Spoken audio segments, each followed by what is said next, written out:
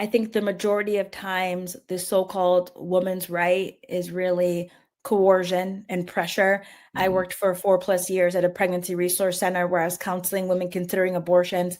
I can't tell you how many times they were telling me that it was their boyfriend who was pressuring them. It was their parents who said that they could not live there. They felt the pressure from society. They felt the pressure to not be able to complete their coursework at school. They didn't know if they would be able to keep their job. So it might be, a person as a partner or a parent, but it might just be society that's making them feel that they can't do this.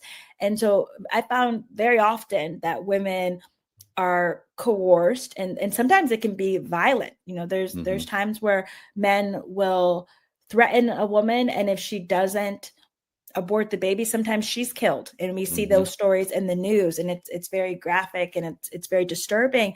But it happens more than I think we realize.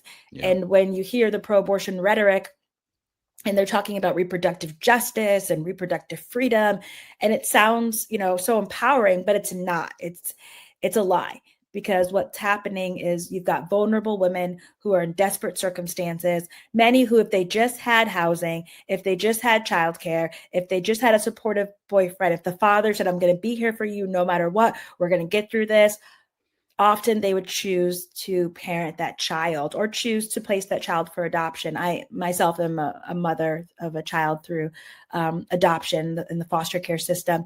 And so many times they would choose those options, but they often feel they have no other choice, and they choose abortion. It's a desperate choice.